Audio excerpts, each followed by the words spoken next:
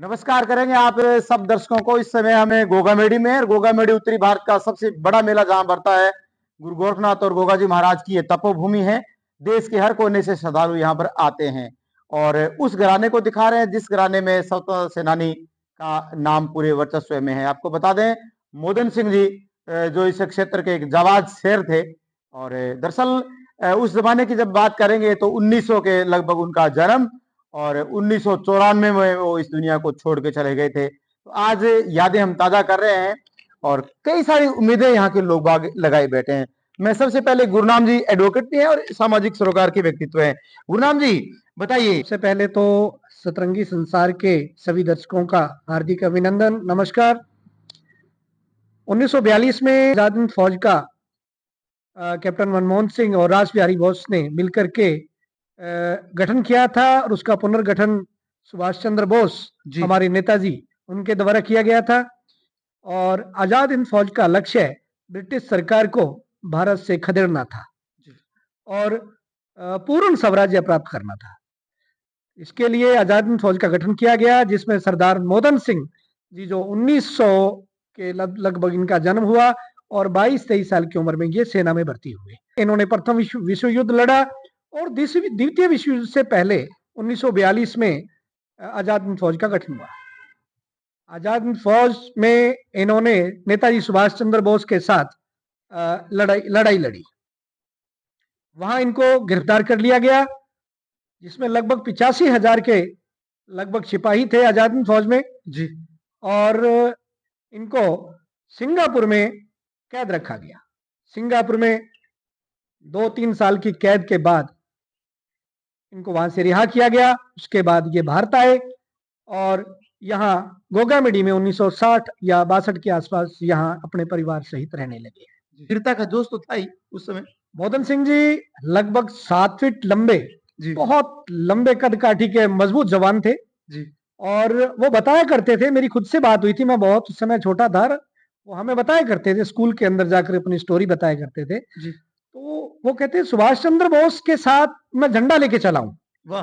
वो नेताजी सुभाष चंद्र के बोस के साथ झंडा लेके चलते थे जी। और वो बताया करते थे सुभाष चंद्र बोस में ऐसी एक ताकत थी, वो मोर्चे के बाहर खड़े रहते थे और जवानों को प्रोत्साहित करते थे लड़ने के लिए, लेकिन उनको कभी गोली नहीं लगती थी और गोलियों के बौछार में वो बाहर खड़े रहते थे मोर्चे के, तो कभी गोली नहीं लगी उनको। ये था नेताजी सुभाष चंद्र बोस का व्यक्तित्व, और वो जो उन्होंने हमें उस समय बचपन में हमें बताया। वाह गुरनाम जी, ये चीजें आपने सुनी है तो निश्चित तौर पे आप में भी वो चीजें आती है कि हमें भी देश प्रेम के लिए काम करना चाहिए। सरदार मोदन सिंह जी के यहाँ आने के बाद, उनके द्वारा इस तरह की बातें बताने के बाद यहाँ के युवाओं में सेना में जाने के लिए एक नया जोश पैदा हुआ। और हमारे यहाँ से कम जो पंजाबी बिरादरी के कम से कम 15-20 जवान इस समय सेना में सेवारत हैं और सभी इस समय अच्छी पोस्ट पर हैं जी। मंगल सिंह इनका पोता है जो इस समय वर्तमान में सेना में सेवारत है जी। वो उसी प्रेरणा से प्रेरित होकर के सेना में गए हैं। धन्यवाद। और अभी हमारा एक मांग है सरकार से जी कि सरदार मोदन सिंह स्वतंत्रता सेनानी थे और बहुत बड़ी शख्सियत थे। गोगामेडी में उनके नाम से यहाँ कुछ भी नहीं, कम से कम एक सार्वजनिक चौक सरकार को यहाँ उनके नाम से, स्वतंत्रता सेनानी सरदार मोदन सिंह के नाम से एक चौक अवश्य निर्माण करना चाहिए। भारतवर्ष का प्रसिद्ध गोगा जी मेला लगता है, इतनी बड़ी संख्या में यहाँ लोग आते हैं, इतना प्रसिद्ध स्थान है ये, कम से कम एक चौक स्वतंत्रता सेनानी के नाम से बनाया जा सकता है, क्योंकि उन्होंने हमारे देश के लिए सब न्यौछावर कर दिया और पूरी जिंदगी अपनी इस देश के लिए लगा दी लड़ते लड़ते। तो क्षेत्र के लोग भी आवाज उठा रहे हैं कि क्यों ना वो चौक बनना चाहिए। करीबन 20-25 वर्ष से मैं और उनके सुपुत्र सरदार हरबंस सिंह जी आवाज उठाते आ रहे हैं इस चौक के लिए कि कम से कम एक चौक यहाँ अवश्य निर्माण होना चाहिए उनके नाम से कम उनका नाम तो अमर रहे। बिल्कुल, वरना आने वाली पीढ़ियों को उनका नाम का पता ही नहीं रहेगा कि सरदार मोदन सिंह स्वतंत्रता सेनानी हुआ करते थे। बिल्कुल, सेनानी और आजाद हिंद फौज के एक सैनिक जिनको पूरी दुनिया याद करती है, तो उनके बेटे हमारे साथ हैं। सर पहले तो दर्शकों को अपना नाम बताओ। नाम हरबंस सिंह जी। जी, आपकी कितनी उम्र हो गई? 65 साल होगी सर। बिल्कुल सर, आप कई बार एक कागज घर में देखते हैं, अपने पिताजी की याद आती है, ताम्रपत्र आपके पास है, तो इन चीजों को कैसे मानते हैं, कैसा आपकी फील होती है? बहुत तगड़ी फील होती है। हमारे पंजाब के अंदर जगह सतर्कता सेनानी है, जहाँ इधर बिधर है हमारे 12 गांव लगते हैं गुग्गू जी को। तो इसके अंदर सिर्फ एक पिताजी जी था जगह सतर्कता सेनानी था। बिल्कुल। सिंगापुर 7 साल 6 साल मतलब कैद में रह गए। तो उनकी 3 पिल्सन थी। तो कलेक्टर के पास भी आता, जब कलेक्टर झंडी चलाता, मोहन सिंह जी को पहले बुलाता पिताजी को। तो 26 जनवरी 15 अगस्त को भी पिताजी को पहले पोस्ट स्कूल में बुला के झंडा लहराते। तो सरकार के आगे दरखास्तां दी और करया, तो मतलब भी आज तक हमारे परिवार को सत्ता सेनानी के हिसाब से कोई फायदा नहीं मिला अभी तक। हाँ, तो कलेक्टर साहब ने इंदिरा राष्ट्रपति जी, उसने भी ये चीज फाइल के ऊपर कही थी भी मोहन सिंह को कम से कम भी 2 उम्र में गुग्गा मेड़ी में लाट होने चाहिए। तो पर आज तक मोहन सिंह जी के नाम से कोई प्लाट भी नहीं है, कोई जमीन भी नहीं है, कोई घर भी तो ये बनाया हुआ तो है, तो मतलब उनके नाम से नहीं कुछ सरकार ने हमारे को दिया। ये नहीं है। अच्छा। हाँ, तो हम बार बार ये कहते हैं सरकार को, मतलब भी ठीक है हमारे को खुद फायदा मिलना चाहिए, हम उनका परिवार है, सत्ता सेनानी का परिवार है, पर आज तक फायदा हमारे को मिला तो सर जी कई सारे यहाँ पर पंचेज हैं और यहाँ का प्रशासन है, सर उनकी आपने बात ये जानी तो चाहिए कम से नहीं कम। जी, हम सबको कहते रहे हैं, सबको ऐसे ऐसे सारी, हाँ जी आज करेंगे, कल करेंगे, तड़के कर देंगे, वो कर देंगे, आज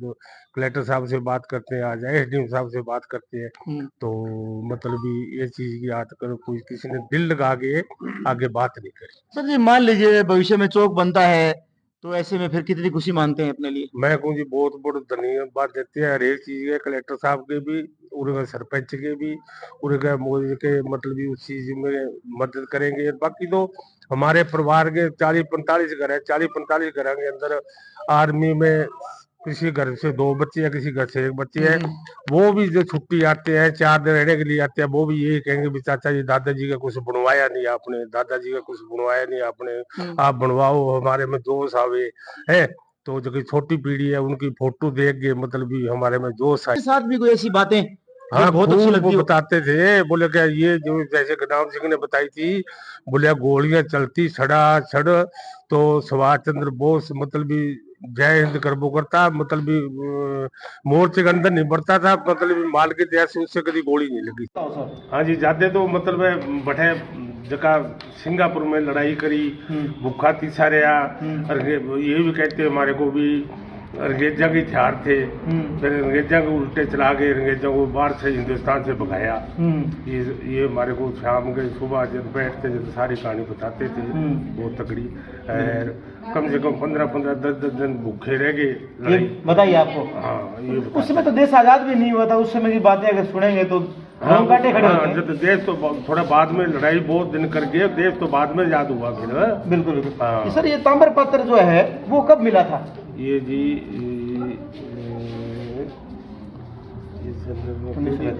1972 के अंदर लगभग 1972 में मिला। हाँ, जब मिला। तो जब ये मिला तो आपको कितनी खुशी हुई? बड़ी तकड़ी, सारे परिवार को बड़ी खुशी हुई।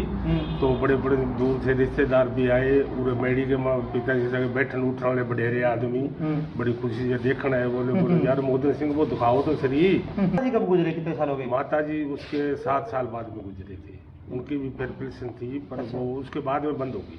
माता जी को गर्व होता था क्या कि वो देश की सेवा कर रहे हैं? हाँ बिल्कुल जी, हौसला था बिल्कुल तकड़ा। अच्छा। चौक बनना चाहिए जरूर, है ना? युवाओं को मोटिवेशन मिलेगा। हाँ जी, जरूर मिलेगा।